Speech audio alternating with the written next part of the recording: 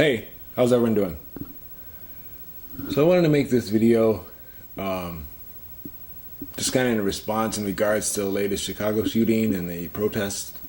I'll go over the details of the shooting briefly and then kind of get into, the real reason why. Just some thoughts I have on it.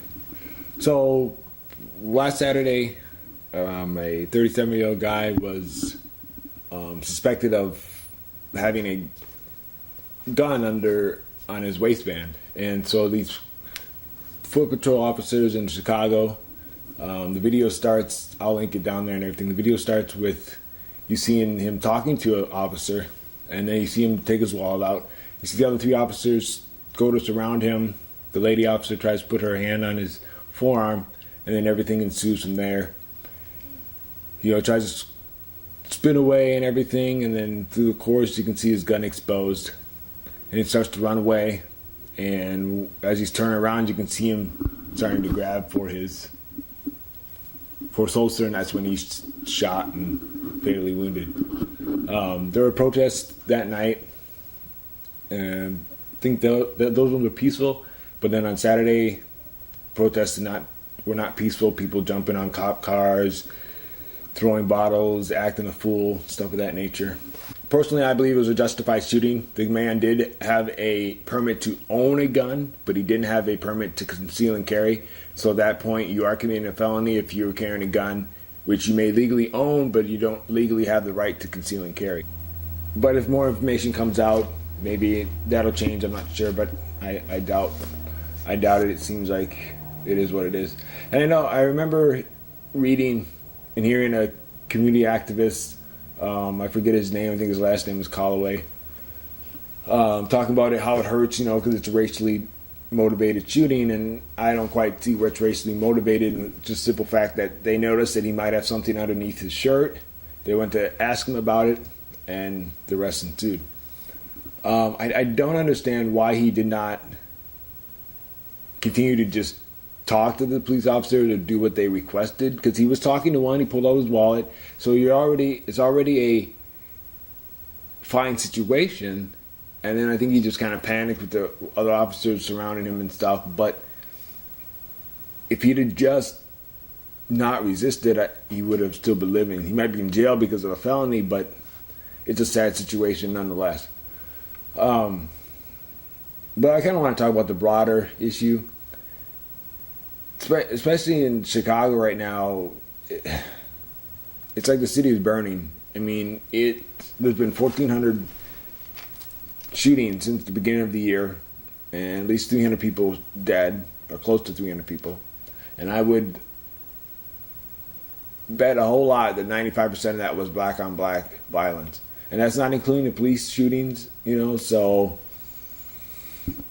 it's a really bad and really sad situation there. I think people need to realize that protesting doesn't get you anywhere. I mean, it's good to show your displeasure for something, but it's becoming a fact where it's beginning to be annoying. Personally, protest is they're not worth it.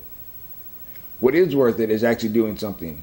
I mean, I know a lot of people, they feel better because they went and marched in the streets, and now they can go home and continue their life like nothing happened. I know some people do that. That's why they protest, because it makes them feel better.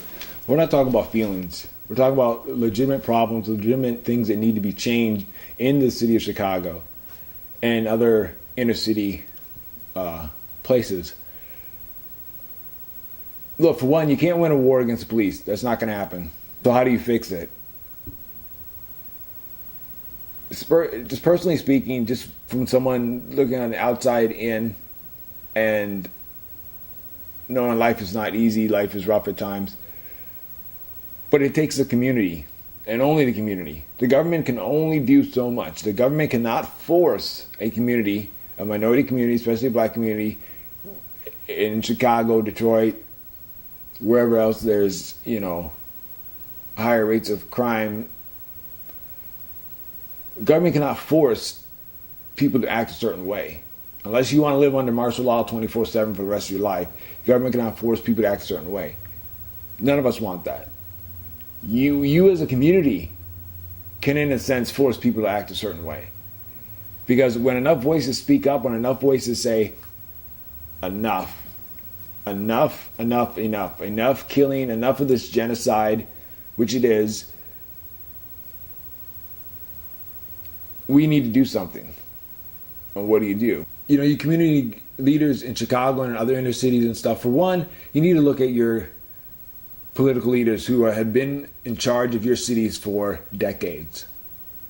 For decades. I'm not going to turn this into a Democrat-Republican rant, but the same party has been in control of your cities for decades. And what has it gotten you, and where has it gotten you? For one, that's serious. You need to, and you need to put all excuses away, because they're people that are supposed to represent you and supposed to do things for you. And what have they done for you? Second of all, you need to do for yourself. I mean, you know, I know in the Twin Cities, you know, over on North Side and stuff, people have, we watch, we call. You know, we have signs up. There's people that we're saying that if we see something, we are going to call the police and we are going to let them know. If you, especially in the inner city and the poor community, if you are not willing to out people who do wrong, they will continue to do wrong, and those people will continue to influence the very neighborhood in which you live. You have to do things to out them, and there is no code. Their life is not your life. You've got to worry about your life and your family's life. Do you want them living? You don't want them being hit by a stray bullet and die because you didn't say anything, and that person who pulled the trigger could be in jail because you knew about a previous shooting. So, as a community, as a whole, you've got to say, we will no longer put up with this crime. We'll no longer put up with these shootings. If I see something, I'm telling authorities. And you can tell them anonymously, and you can do things in a way where, you know, because I understand being afraid and stuff, so you can do things in a way where you can be protected in a sense. At this point, you're letting gangs and everything rule your community, and you have to stand up and say, we're no longer putting up with that. And people in gangs, you've got to want more for your life than this. You've got to want more than just doing what you're doing and killing people. And I mean, think about this. No one is going to remember you in 50 years. No one's going to care about what you did in 50 years. They're not going to care that you hustled blocks, you know, 1st Street through 10th Avenue. It's not going to matter. It's not going to make history books. It's going to be, you'll be forgotten. It just, your entire life wasted on things that don't matter. That at the end of the day, oh yeah, he was cool back in down the day, and that's all they're going to say and go on. You're not going to be celebrated. You're not going to get on sides of buildings and different things, because nobody cares about professional criminals. So, but my big thing is, like, the community, you've got to get together, come up with concrete plans, and say, this is what we're going to do, and this is how we are going to take our city back. Inform the city of what you plan to take. Get them to get on board with you, the police department. Get things, you know, come up with different ways of alerting the police to certain things, and different type of things that you can do to where you can work together. If you see something, then it doesn't take 3 hours for something, a response, or doesn't take years for a case to be solved because someone knows something. You know, there's things that you have to work with the police department. You have to work with the government, but you have to decide as a community to do it yourselves. They cannot do it for you. The U.S. government could give Chicago $300 million, right? I'll say $500 million in the city of Chicago. Revamp all the houses, all the broken down schools, all that stuff. It could be looking like brand new place, right? Beverly Hills.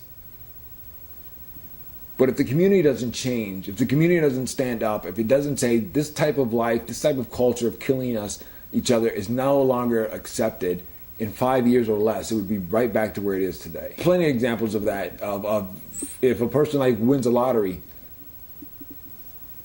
a lot of them 5 years from now are broke. Why? Because they never changed their mindset. They got all this money, but they never changed their mind. So they just kept doing things the way they had always done it. And with the more money you have, just the bigger problems come and the bigger spending you do and different things of that nature. And before you know it, oh, there's no more money coming. So protesting and yelling and all this stuff is not going to get anywhere if you don't, you yourself as a community want to change. And so that's my plea with this video, is to the community, the people of Chicago, to the citizens, the law-abiding citizens, and those who want to see their community get better. You've got to take a stand. You have to take a stand now. Otherwise, your city will burn, and it will not be good. It will need to be removed. You need some of these influences, these bad influences, need to be removed in order for good influences to come in. And really get at the kids, man. Get them to try and be in after-school programs. You know, watch friends they hang out with, different things. Step up as parents, grandmamas, cousins, uncles, aunts. Use your influence that you have as a person for good. So I guess that's really all I had for this one. And like I said, it's a sad situation there in Chicago right now and other inner cities, but it's not a hopeless situation. The struggle is real, but the struggle only exists when you're trying to move forward. This is Savvy Ninja, and until next time, I will leave you with this.